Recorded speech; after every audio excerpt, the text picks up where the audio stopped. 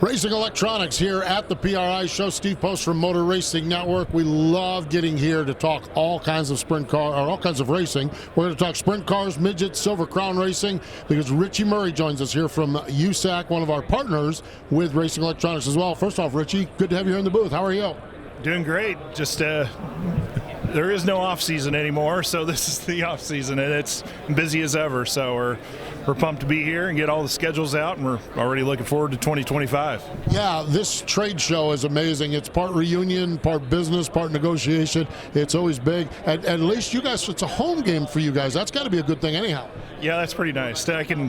I park at the USAC office and Uber down here, so it's a lot less hassle trying to travel down here, and especially, with it being pretty chilly outside. I mean, that's not too bad. Everything is, and it's a nice city. Everything's within walking distance. You can walk out to lunch and be back here in 5 minutes. So it's a great place to be, and Indianapolis does it right on a lot of things, and PRI Show is no different. Yeah, this setup is great with all the downtown area and the restaurants and everything else. It's really, really cool. So you mentioned it, the sprint car schedule dropped, the midget schedule dropped, the Silver Crown. Man, you guys just went hog wild. You got everyone talking yesterday. Let's just talk big picture. How did the whole USAC season come together for you guys? You pretty content with what you guys have across the board?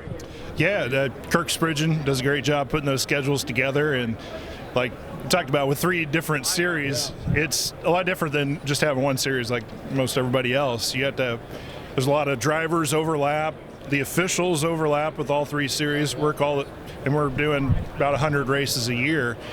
To not have those overlap is a puzzle piece in itself, and trying to have that fit in and not overlap other big events elsewhere. You're kind of cognizant of that, and certain weekends work and what the promoters want. It's such a narrow window to get all these together, and I don't know how it comes together. It just does.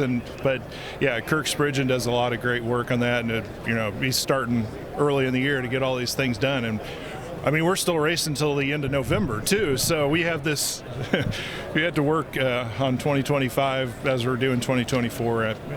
It's really no different than anybody else, but we're running a little bit later while everybody's putting their schedules out a month before. We're still going down the road and in the airport on the phones trying to get things scheduled for the next year. I am sure it's a challenge. The USAC Silver Crown Series, you guys have put out a schedule with that.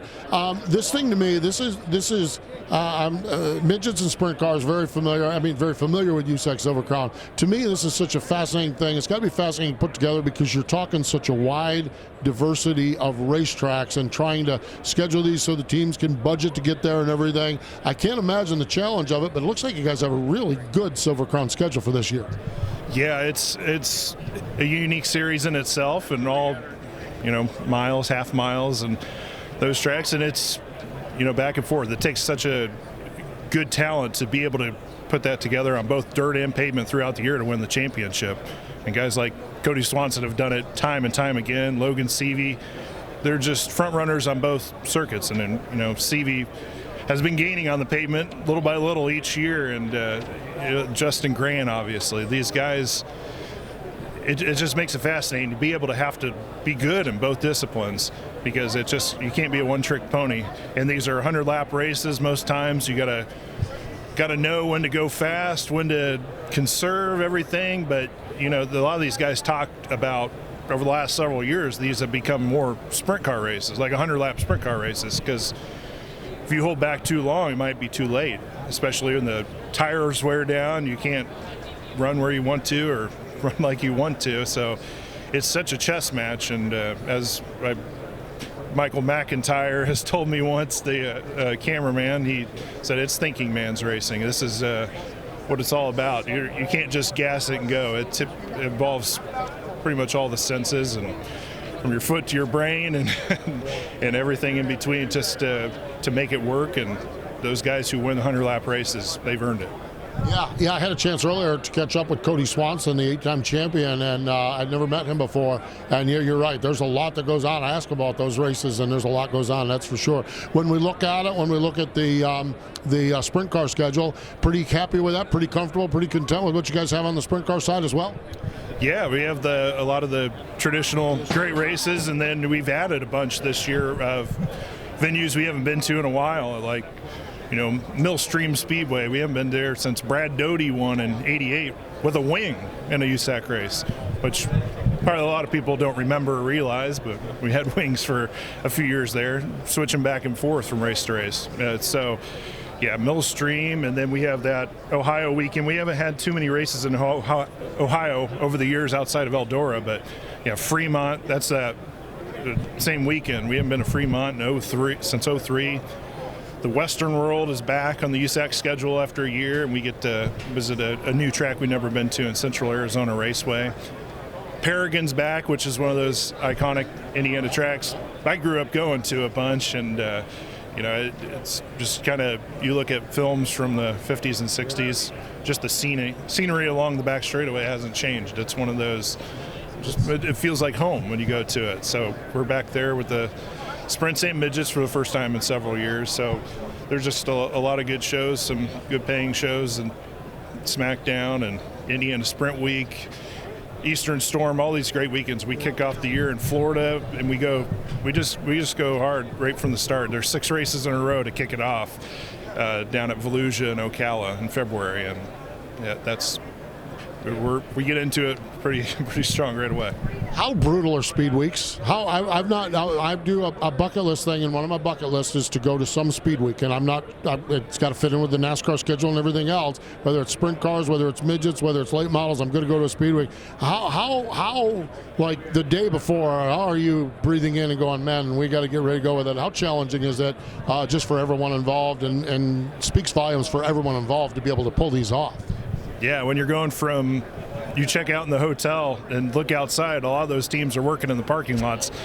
They find any place they can to get that stuff going. But on my end, it's challenging too, just trying to, because those are long days for everybody, just 18, 20 hours a day you're talking about. And then for me, writing the story in the middle of the night, and then if you have 2 hours to go down the road to the next one or something, you're waking up early, you're staying up late, getting up early, and by that 6th day, you're a little woozy and not sure really what state you're in or whatever at the time. But yeah, they're a lot of fun because it's so hard to be good night after night after night after night, whether you're writing a story or a press release or racing. And so they're challenging, but that's what the whole schedule kind of rewards, is people who can maintain their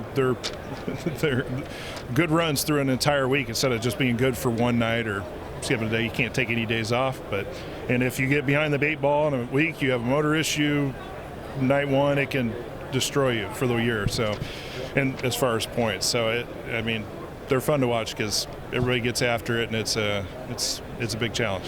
Finally, how are things looking on the midget side of it?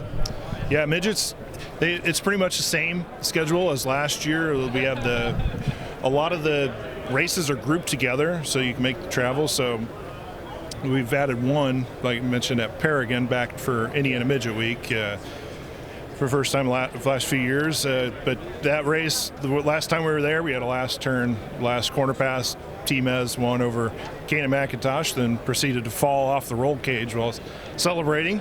He played it off. He ran away, and I'm all good. But, yeah, we're a lot of good swings. The Indiana Midget Week deal, that's one of those fun deals because you get sprint cars to go along with it. So every night is Indiana Midget Week and sprint cars. So you get a double header 6 nights in a row across Indiana.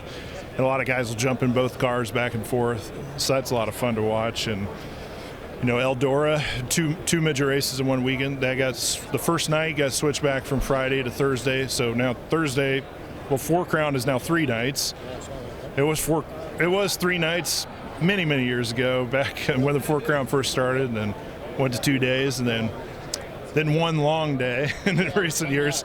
But yeah, they kind of changed the format a little bit to hopefully shorten up that final day a bit, to not get out of there after midnight. Try to end at a good time, but the midgets at Eldora it's just something to behold. You hold your breath for 25 laps and see what comes out of it. And I marvel at those guys to be able to do that, because it's slide job city on a big half mile. You can't beat that.